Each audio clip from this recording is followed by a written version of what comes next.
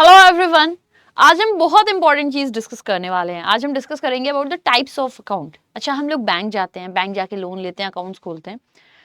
Loan के बारे में तो नहीं, लेकिन हाँ अकाउंट्स के बारे में हम डिस्कस करेंगे कि कितने तरीके के अकाउंट्स हम खोलते हैं। तो जनरली जब हम जाते हैं तो सेविंग्स अकाउंट ही खोलते हैं, लेकिन उसके अलावा भी कुछ और भी ऐसे अकाउंट्स होते हैं जो कि बैंक हमें ऑफर करती है। इसमें जो 4 सबसे मुख्य अकाउंट होते हैं, ठीक है, जिसको हम लोग डिमांड डिपॉजिट और टाइम डिपॉजिट कहते हैं, उनके बारे में आज हमारी डिस्कशन होने वाली है। उसको बेसिक से समझेंगे, कब क्यों खोलते हैं। इन सब के पहले मैं आप सभी को बता दूं, अगर आप तैयारी कर रहे हो टीम बैंकिंग वाला के साथ और अपनी तैयारी को हमारी साथ में और बेहतर करना चाहते हो, तो आप हमें हमारे बैंक महापैक में ज्वाइन कर सकते हो। बैंक महापैक 1 ईयर और 2 ईयर का प्रोग्राम होता है। अगर आप इसे ज्वाइन करते हो तो आप लोग 1 साल तक का लियो, 1 साल तक जितनी भी हमारी कोर्सेज आएंगी पेड क्लास की, आप उन सभी को एक्सेस कर सकते हो। अगर 2 साल तक का लियो तो हमारी 2 साल तक जितने भी कोर्सेज आएंगे, जो भी क्लासेस आएंगी, जिस भी बैंक के लिए होंगे, आप उन सभी को एक्सेस कर सकते हो। यहाँ बैंक और इंश्योरेंस की कंप्लीट तैयारी कराई जाती है। So you can go for bank Mahapack 1 year 2 year program है। आप अपने अकॉर्डिंग इसे डिसाइड करके और अपना चयन कर सेलेक्ट कर सकते हो किस में आपको चाहिए। अगर आप बैंक और एसएससी दोनों की तैयारी कर रहे हो, you can go for bank and SSC Mahapack. और अगर आप बुक्स को लेकर कंफ्यूज हो, then you can go for Drona book set. 6 book का सेट है जिसमें आप लोगों को 6 किताबें मिल जाती है, मॉड्यूल्स होते हैं। अमेजॉन, फ्लिपकार्ट, पीडब्ल्यू स्टोर पे आपको अवेलेबल मिलेगा। अब चलो शुरू करते हैं और जानते हैं अकाउंट्स के बारे में। तो जैसा मैं आपसे डिस्कस कर रही थी कि इन जनरल जब हम बात करते हैं तो सेविंग्स अकाउंट ही खोले जाते हैं। कभी कभी हम लोग एफडी के बारे में सुनते हैं, पर क्या हम कभी सोचते हैं कि एफडी क्या है, सेविंग्स क्या है, करंट अकाउंट क्या है, इनको क्यों खोला जाता है? तो आज हम उसी को ही डिस्कस करेंगे। देखो, बेसिक जो है, इतने कुछ अकाउंट्स होते हैं जो बैंक्स खोलते हैं, और भी बहुत तरीके के, लेकिन ये 4 अकाउंट्स, ये कुछ अकाउंट्स हैं जो खोले जाते हैं। इनमें से जो हमारा अभी पॉइंट ऑफ डिस्कशन होगा वो हो जाएगा ये 4। तो चलो इसी के साथ शुरू करते हैं और समझते हैं सेविंग क्यों खोलता है, करंट क्यों खोलता है, आरडी और एफडी। इन सबके पहले आप लोग एक बात समझिएगा, जब भी कभी हम और आप बैंक जाते हैं, बैंक जाके अपने खाते खोलते हैं, तो 2 तरीके से ये हमारे खाते खुलते हैं। जब भी कभी हम और आप जाके बैंक में अपने खातों को खोलेंगे तो ये बेसिकली 2 तरीके से खुलेंगे, ठीक है। जो हम अपने अकाउंट खोलते हैं उसमें हम पैसों को डिपॉजिट कर रहे होते हैं। जो हम और आप अपने खाते खोल रहे हो उसमें हम पैसों को डिपॉजिट करते हैं। इनको 2 तरीके से डिवाइड किया जाता है। एक को कहते हैं कि दिस इज डिमांड डिपॉजिट, और एक को कहते हैं कि दिस इज टर्म या फिर time deposit. So demand deposit वो जो हमारी और आपकी डिमांड के ऊपर है, हम जब चाहें जैसे चाहें उसमें पैसे डालें निकालें। हाँ, निकालने पे कुछ होता है बैंक्स का अपनी तरफ से कि इतने बार निकाल सकते हो, उतने बार निकाल सकते हो, बाकी और कुछ नहीं है, हम लोग निकाल सकते हैं पैसों को। वही हम लोग बात करते हैं टाइम या फिर टर्म। तो टाइम या टर्म डिपॉजिट में ये होता है कि इसको अगर आप डाल रहे हो तो आप बैंक्स के अकॉर्डिंग ही उसी टाइम टर्म पे आप इन्हें निकाल सकते हो। तो इसके जो 2 अच्छे एग्जांपल्स हमें मिल जाते हैं कि हम अपने अकॉर्डिंग जब चाहे पैसे डालें, जब चाहे निकालें। इसके 2 अच्छे एग्जांपल्स हैं, current account plus savings account. वही जब हम लोग टर्म की बात करते हैं तो इसमें एक मिल जाता है हमें फिक्स्ड डिपॉजिट प्लस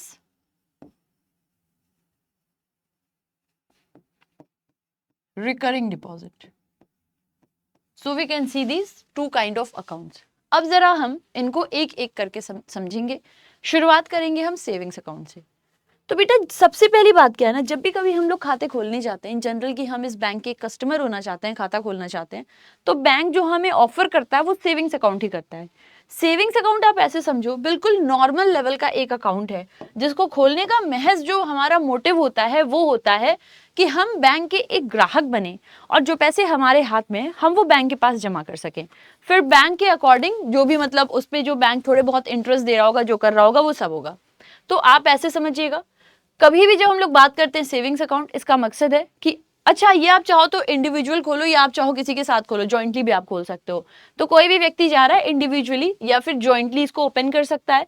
जो इसका मेन बेनिफिट होता है वो यही होता है कि आप जब अपने, देखो, हाथ पे पैसे रखे हुए हैं उनका पता नहीं क्या, लेकिन जब आप लोग खातों को खोल के उसमें पैसे डालते हो तो उस पर आपको बैंक कुछ ना कुछ इंटरेस्ट पे करता है। तो that is a benefit in this, ठीक है।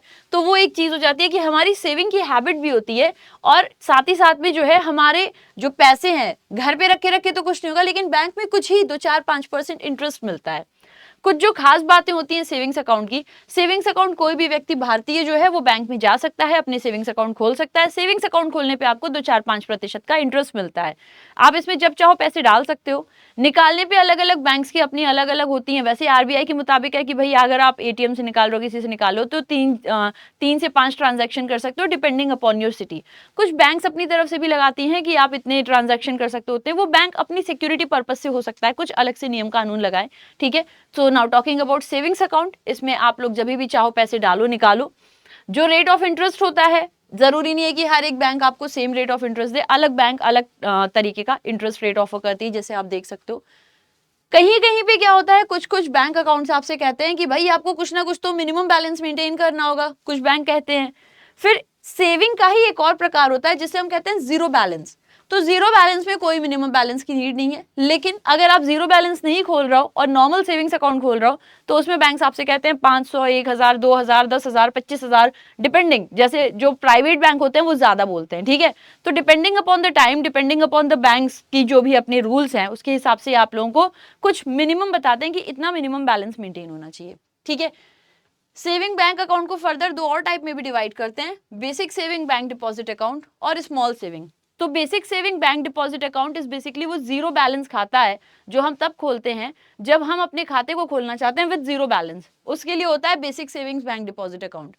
स्मॉल अकाउंट तब खुलता है जब केवाईसी की सारी चीजें ना पूरी हो, इसको हम लोग अगली कभी और कवर करेंगे, अभी फिलहाल में हम बेसिकली सेविंग्स अकाउंट को पढ़ रहे हैं। फिर सेविंग्स अकाउंट जब खोलते हैं तो उसके साथ में हम लोगों को जो है एटीएम, रुपे कार्ड वो भी मिलता है, नेट बैंकिंग की भी सुविधा होती है, सारी सुविधा होती है। तो ये होता है एक जनरल सेविंग्स अकाउंट, जो कि कोई भी व्यक्ति जिसकी उम्र 18, अब तो ये भी हो गया है कि अभी तक जो माइनर्स होते थे हमारे देश में 10 वर्ष के ऊपर, वो जब अपने खाते खोलते थे तो उन्हें एक चाहिए होता था जो उनका अकाउंट हैंडल करे। अब बैंक्स अपने मुताबिक हो सकता है कि उनको इंडिपेंडेंस के साथ कुछ बहुत रूल्स रेगुलेशंस के साथ में उनका अकाउंट दे दें, सौंप दें, ठीक है। तो ये सभी लोग अपने खाते को खोल सकते हैं। बैंक में एक नॉर्मल अकाउंट जो होता है वो सेविंग्स अकाउंट होता है। Now the next is what, अगला अगर हम देखें तो अगला है हमारा current account. So what is this current account? बेटा करंट अकाउंट को बेसिकली कब खोलते हैं? अब जैसे हम लोग नॉर्मली बैंक के पास जाके अकाउंट खोलते हैं तो सेविंग्स अकाउंट खोलते हैं, करंट क्यों नहीं? क्योंकि current account is basically for the business, ठीक है, बिजनेस पर्पस वाले लोग इसको खोलते हैं।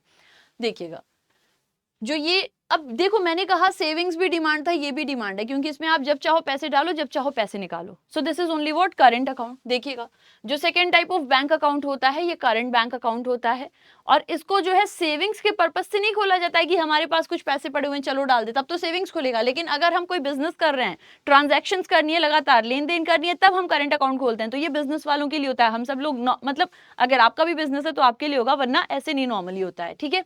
ये जो बैंक अकाउंट होते हैं इसको बिजनेसमैन के द्वारा खोला जाता है, association, institution, companies, religious institution या बिजनेस रिलेटेड वर्क वालों के लिए खोला जाता है। इसमें आप जब चाहो पैसे डालो, जब देखो इसमें क्या है ना कि पता होता है बैंक को कि भाई बिजनेस कर रहा बंदा कभी भी पैसे डालेगा, कभी भी निकालेगा, कोई भी इसको जरूरत पड़ सकती है ना, तो इन पे कोई रिलाई नहीं कर सकता है कि इसके अकाउंट में पैसे हैं तो वो रहेंगे। इस वजह से बैंक इसमें कोई इंटरेस्ट नहीं देता है।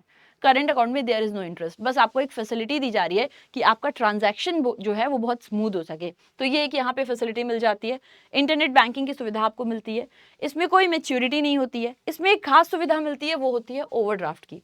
तो overdraft is basically a sort of loan, एक एडवांस होता है जो आपको बैंक आपकी ट्रांजैक्शन के आधार पर देती है कि चलो आपका बिजनेस है, बिजनेस में आपको कभी भी पैसों की जरूरत पड़ सकती है, तो उस केस में आपको ओवरड्राफ्ट दिया जाता है कि बैंक आपको एडवांस में दे रही है, कल को जरूरत पड़ी तो आप इसका यूज करो, फिर बैंक को वापस दे देना। So that thing is only overdraft.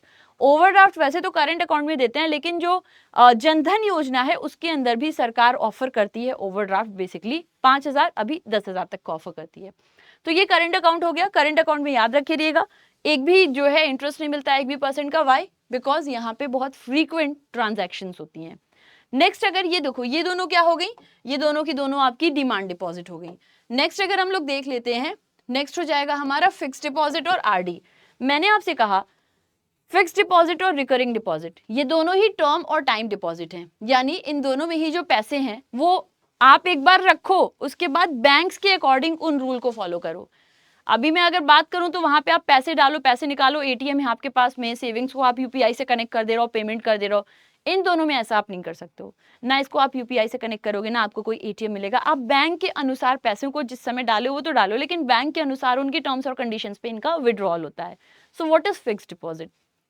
Suppose करिए कि एक लोग हैं मिस्टर तोलाराम, और मिस्टर तोलाराम ने अपनी जमीन बेची है, जमीन बेच के इन्हें मिले हैं 10 लाख। मिस्टर तोलाराम चाहते हैं कि इस 10 लाख को रख दें और 2 साल के बाद शादी करेंगे तो वहां पे खर्चे करेंगे।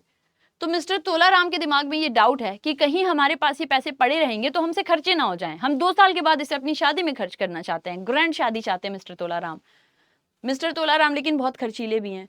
अब ये कहाँ जाएंगे? अब ये जाएंगे एसबीआई के पास या किसी भी बैंक के पास। एसबीआई मैंने एग्जांपल ले लिया। अब ये जाएंगे एसबीआई के पास और वहां जाके कहेंगे एसबीआई देखो ये 10 लाख रुपए हमारे पास हैं और हमसे खर्च हो जाते हैं, तो तुम बताओ हम कैसे रखें कि हम इसको निकाल ही ना सकें, हम इस पे नजर ही ना डाल सकें, हम 1 रुपया भी नहीं निकालें इसमें से।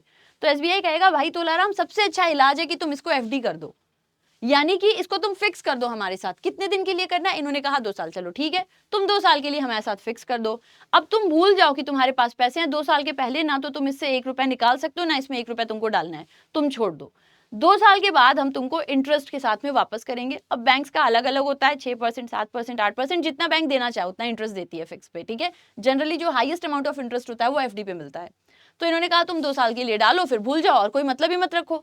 2 साल के बाद जब ये कंप्लीट होगा हम खुद ही तुम्हारे अकाउंट में वापस से इसको ट्रांसफर कर देंगे एफडी से, या तो तुम काउंटर पे आके हमसे ले लेना। So this is what is FD, fix deposit. एक बार आप फिक्स कर दो, आप इससे कोई यूपीआई नहीं कनेक्ट कर सकते हो, आपको इस पे कोई एटीएम नहीं मिलता है। आप जाके बीच बीच में ये नहीं कि आज 10 लाख दिए हैं, कल जाके 10,000 निकाल रहे हैं, परसों जाके 30,000 निकाल रहे हैं, नहीं। आप डालो और भूल जाओ। अगर कोई पहले निकालना चाहता है तो उस पर पेनाल्टी लगती है और पूरा अमाउंट निकालता है। तो this is what is FD. FD को आप 7 दिन से लेके 10 साल तक के लिए कर सकते हो। 100 रुपए तक की भी एफडी हो सकती है। बट ये तो निर्धारित है, लेकिन बैंक्स के अपने अलग रूल होते हैं। बैंक्स आपसे कहेगा कम से कम 10,000 करना है, कम से कम, ऐसे हो सकता है, कोई बड़ी बात नहीं है। बैंक्स अपने रूल्स भी आपको बताते हैं, वो भी होता है, ठीक है। कई बार तो अब ऐसा भी होता है कि कुछ बैंक्स एफडी से ये भी कहते हैं कि आप थोड़े पैसे निकाल दो, बाकी छोड़ दो। हालांकि ऐसा रूल है कि भाई आप निकालने तो सारे निकालो, नहीं तो पेनाल्टी लगेगी। लेकिन कहीं कहीं पे आप देखो कुछ ऐसे भी अफवाद हैं जहां बैंक्स कहते हैं कि थोड़े पैसे निकालना चाहते हो निकाल दो, बाकी छोड़ दो। तो दैट इज अफवाद, लेकिन जो रूल है वो मैंने आपको बता दिया रूल कैसा क्या है। सो दैट वाज एफडी, एक बार डालो और छोड़ दो। Next is what? Next is RD. RD का अगर आप फुल फॉर्म देखो, रिकरिंग डिपॉजिट। बेटा रिकरिंग डिपॉजिट अगर आप ध्यान दो, रिकर हो रहा है, बार बार हो रहा है, रिकर हो रहा है, ठीक है। अब सपोज करो यहां पे मिस्टर तोलाराम है, मिस्टर तोलाराम की सैलरी है 50,000, ठीक है। तो ये है मिस्टर तोलाराम, इनकी सैलरी है 50,000। इनकी बहुत गंदी आदत है, बहुत खर्चीले हैं। तो इन्होंने एसबीआई को फोन किया और कहा भाई देखो तुम्हारा भाई बहुत परेशान है, 50,000 हमारी सैलरी है लेकिन 1 भी रुपया सेव नहीं कर पा रहे हैं, तुम बताओ क्या करें। एसबीआई ने पूछा तुम कितना सेव करना चाहते हो? तो इन्होंने कहा हम चाहते हैं हर महीने कम से कम 10,000 तो बचा लें। ये क्या चाहते हैं कि हर महीने कम से कम 10,000 तो बचा लें। एसबीआई ने कहा अच्छा कितने दिनों तक तुम ऐसा करना चाहते हो? तो इन्होंने कहा 2 साल बाद तुम्हारे भाई की शादी है, 2 साल तक हम 10,000 जमा करेंगे, उसके बाद बढ़िया शादी करेंगे। इन्होंने कहा चलो ठीक है, तुम ऐसा करो हमारे वहां आरडी कर दो 2 साल के लिए। क्या कर दो? आरडी कर दो 2 साल के लिए।